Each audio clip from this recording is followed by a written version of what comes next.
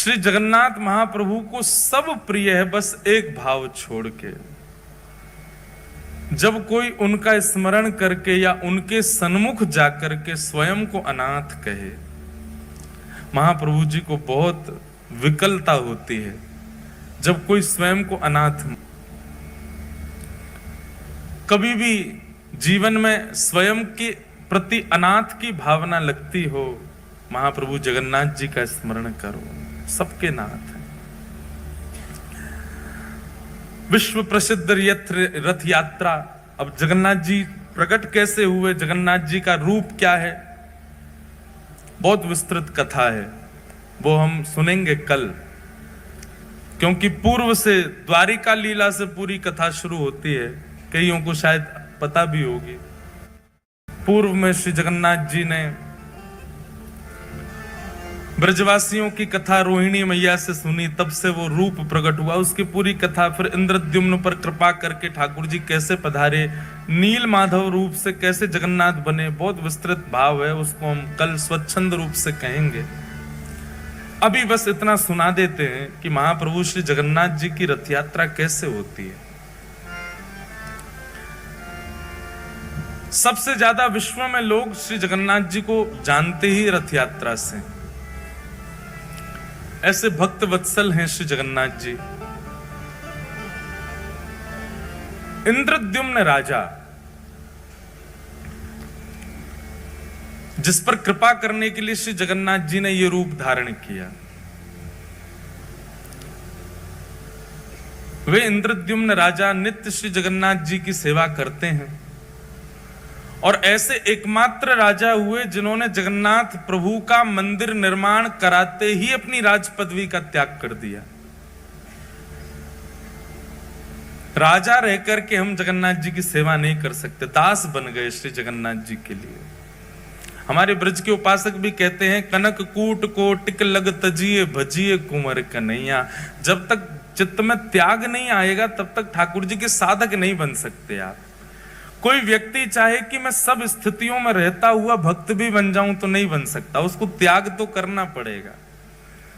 अपने सुख का, अपने समृद्धियों का, अपने भाव का, अपने प्रेम का, अपने ऐशो आराम का कहीं ना कहीं तो त्याग वैष्णव को करना पड़ता है।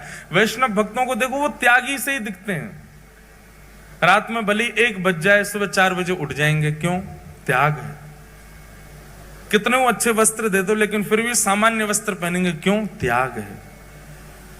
कितना भी अच्छा श्रृंगार कर लें, श्रृंगार करके फिर तिलक जरूर लगा लेंगे, क्यों? त्याग है। त्याग भक्त को करना ही पड़ता है। तो इंद्रद्युम्न राजा ने अपनी राज पदवी का त्याग कर दिया। और इंद्रद्युम्न अकेले भक्त नहीं, उनकी पत्नी गुंडीचा, जिनका नाम, वो भी परम भक्ता थी श्री जगन्नाथ जी की। तो इंद्रद्युम्न राजा नित्य अपनी पत्नी के साथ जाते और पूरे जगन्नाथ मंदिर में झाड़ू सोहनी करते अपने आप ही। बहुत ध्यान से सुनना। ठाकुर जी को इंद्रद्युम्न राजा का त्याग, समर्पण और ये प्रेम इतना भा गया, इतना भा गया, महाप्रभु श्री जगन्नाथ जी प्रकट हो गए और प्रकट होकर के बोले, इंद्रद्युम्न, हमारा एक ही हृदय है, तुम कितनी बार उसको अपना मुरीद बनाओगे, कितनी बार उसको प्रसन्न करोगे। व्यक्ति का स्वभाव होता है कि वो एक बार सामने वाले को प्रसन्न कर देता है, सामने वाला प्रसन्न हो जाए तो बस फिर शांत सा रहता है। लेकिन तुम बार बार ऐसी लीला करते हो कि हमको प्रसन्न होना ही पड़ता है। तुमने राज पदवी का त्याग कर दिया, अब तुम अपनी पत्नी सहित पूरे मंदिर की सेवा करते हो, कोई भी कार्य छोटा बड़ा नहीं समझते। पत्नी पुष्पमाला का श्रृंगार बनाती है, नित्य हमको धारण कराती है। हम तुम्हारी सेवा से बहुत प्रसन्न हैं, कुछ वरदान मांग लो। इंद्रद्युम्न राजा कहते हैं, बोले भगवान, जहां साक्षात आप आ गए मेरे पास में और ये सेवा का सौभाग्य मुझे दे रहे हैं, इसके बाद आपसे, आपके द्वारा ये कहना कि कुछ मांग लो, मेरे चित्त में संशय प्रकट कर रहा है कि कहीं आप मुझसे पीछा तो नहीं छुड़ाना चाह रहे। जब आप मिल ही गए हो मुझे तो नाथ और मैं क्या मांगू आपसे। जगन्नाथ प्रभु बोले नहीं इंद्रद्युम्न, हम बहुत प्रसन्न हैं तुमसे, कुछ मांगो।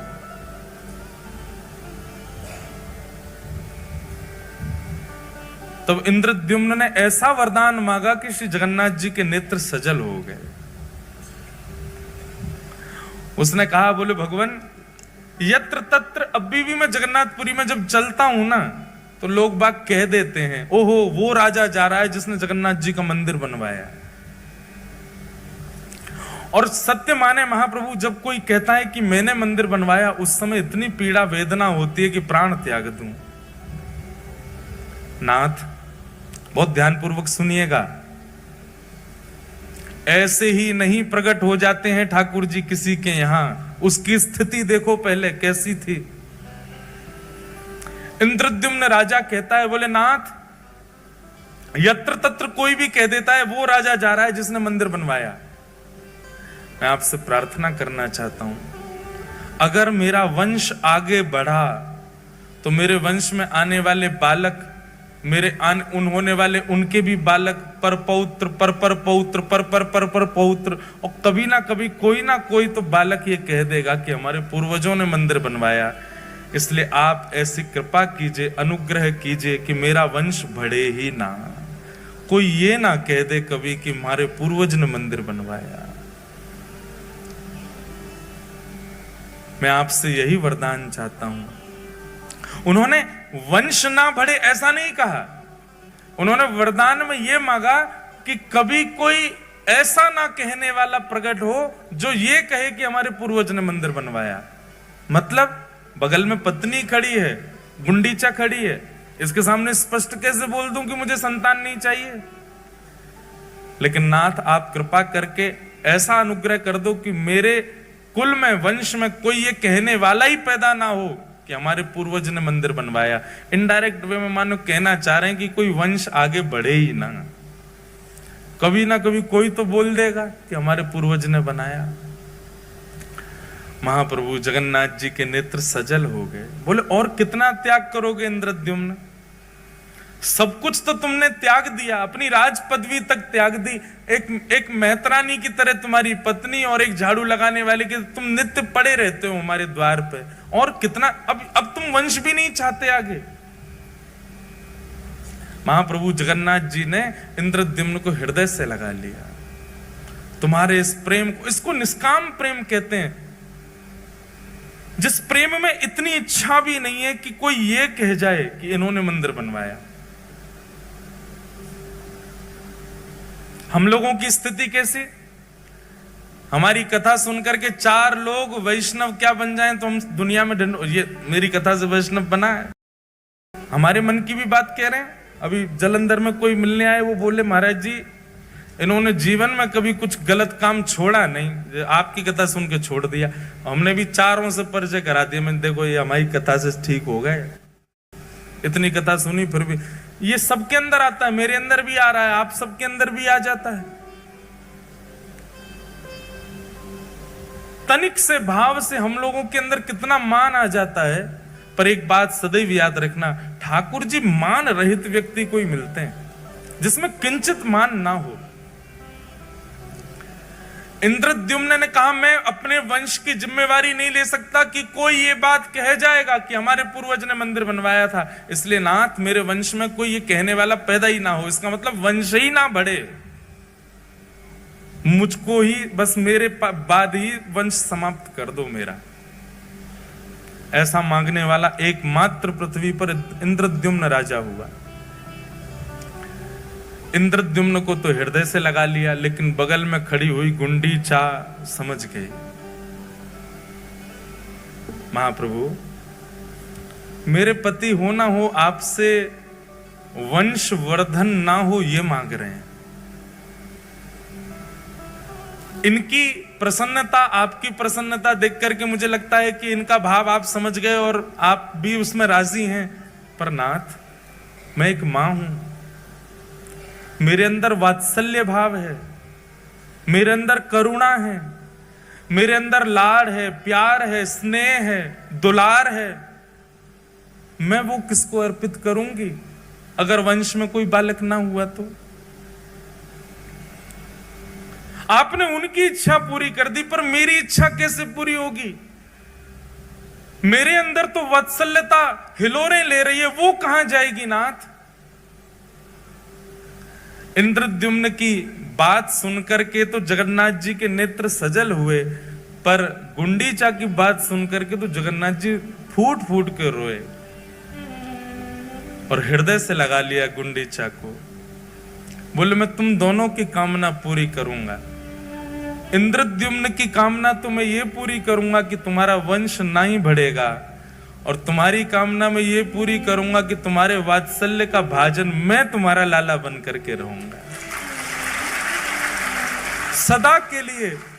आज के बाद इंद्रद्युम्न तुम्हारा स्वामी मैं हूं और गुंडीचा तुम्हारा लाला मैं हूं, तुम्हारा पुत्र हूं। जगन्नाथ जी अंक में भर गए और महाराज वर्णन आता है वाणी जी में कि जैसे जगन्नाथ भगवान ने गुंडीचा को हृदय से लगाया, गुंडी जाके पयोधर से अपने आप ही दुग्ध प्रकट हो गया और जगन्नाथ जी अधर पर धारण करके उसको पीने लगे। उसके बाद गुंडीचा को कभी भी गुंडीचा नहीं कहा, रानी नहीं कहा, ठाकुर जी हमेशा मैया बोलते थे। भगवान श्री कृष्ण की 3 ही मैया हैं पृथ्वी पर, देवकी मैया, यशोदा मैया और गुंडीचा मैया। बोले बस मुझे एक अनुमति देना। क्या? मैं जगन्नाथ हूं, आपने मुझे जगत का नाथ बना दिया, पूरा विश्व मेरे पास आएगा। मां, मैं साल भर पूरे विश्व को दर्शन दूंगा, साल भर पूरे विश्व के ऊपर अनुग्रह करूंगा, उनके आर्तों को दूर करूंगा, उन पर अनुग्रह करूंगा, और साल में एक बार अपनी मैया से मिलने के लिए खूब चढ़ करके रथ पर आनंद के साथ भर करके नाचते गाते हुए लाखों वैष्णवन के संग में अपनी मैया के पास आऊंगा और फिर 7 दिन आपके पास ही रहूंगा, फिर कहीं नहीं जाऊंगा।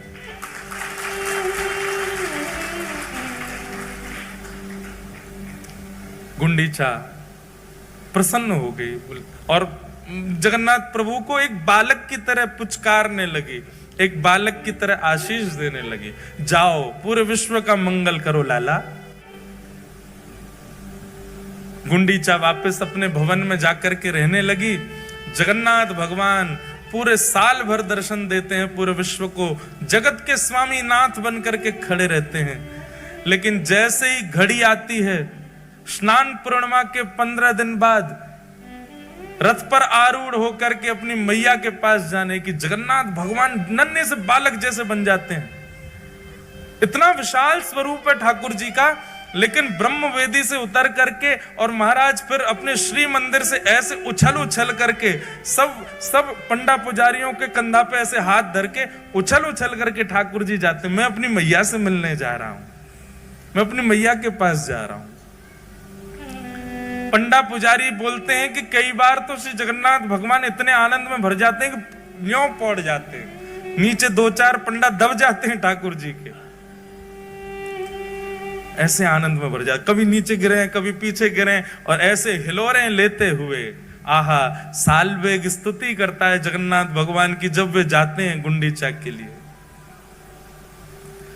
अहे नील शैल प्रबल मत्तावरण प्रबल मत्तावरण मोआरतनलनी बनकु करदनन अहे नील शैल। निताई गौर परिवार वालों, आप लोगों ने ऐसे विषय में मुझे बैठा दिया है, अब मेरा मन हो रहा है कि मैं 7 दिन की कथा कर दूं। और सच बता रहे, हृदय इतना भर रहा है जगन्नाथ जी को याद करके।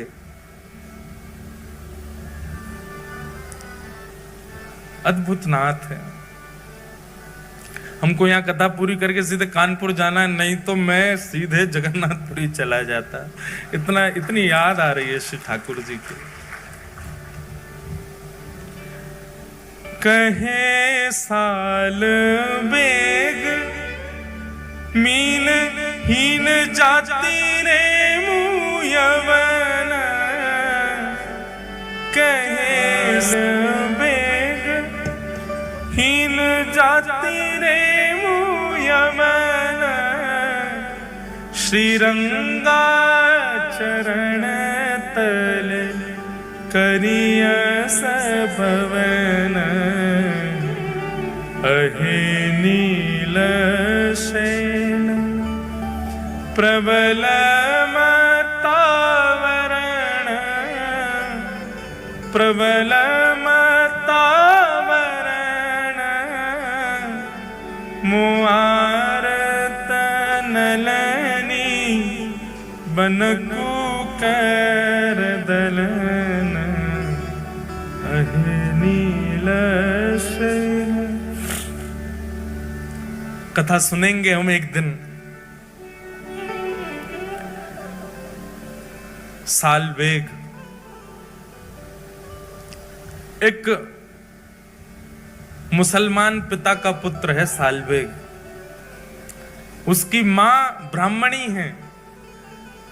हठ पूर्वक एक क्रूर राजा के सेनापति ने एक ब्राह्मण कन्या का हरण कर लिया और हरण करके बलपूर्वक गर्भाधान कर दिया।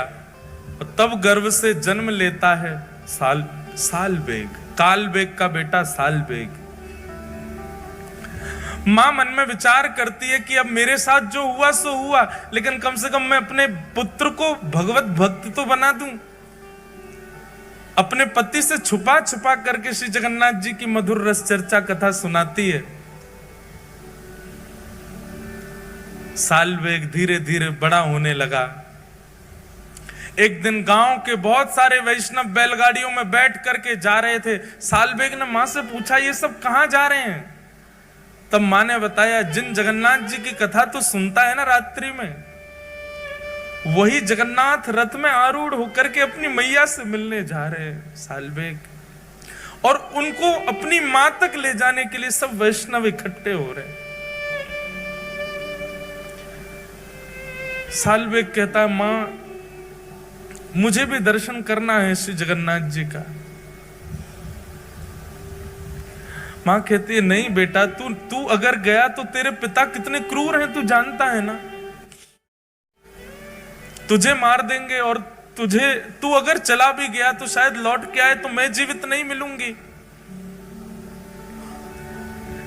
तू एक काम करना, यहीं से जगन्नाथ का स्मरण कर ले। तू तो जानता है ना, तूने तो बचपन से सुना है उनका स्वरूप कैसा है। उनके रथ का नाम बता जल्दी। सालवेग कहता है, नंदी घोष।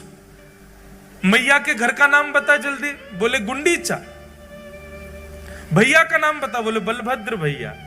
तू सब तो जानता है, तो यहीं बैठ के स्मरण कर लेना उनका। अब तू जाने की अनुमति तुझको नहीं दे सकती मैं।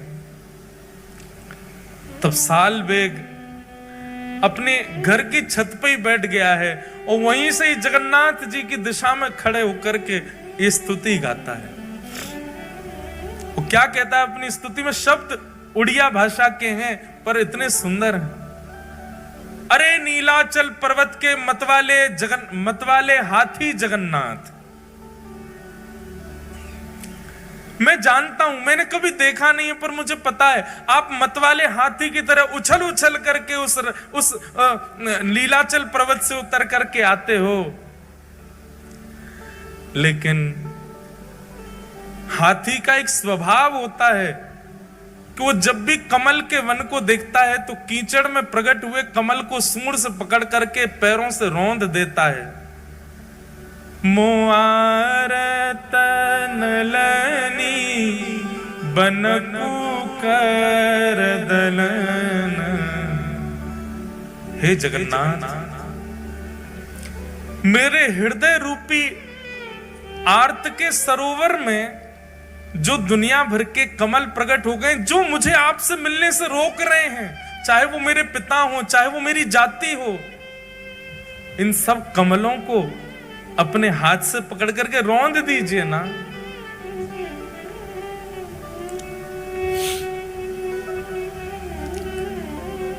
गजराज चिंता कल थाई घोर जले न गजराज।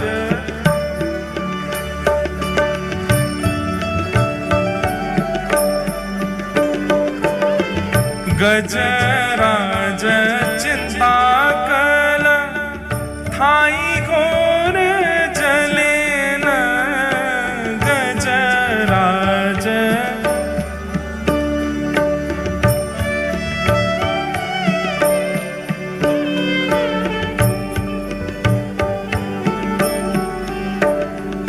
अहे नील शैल, भैया जल्दी खोलो सब, और सालबेग की स्तुति सब मेरे साथ गाओ। उड़िया में मत खोल लेना, नहीं तो समझ में नहीं आएगा। अहे नील शैल,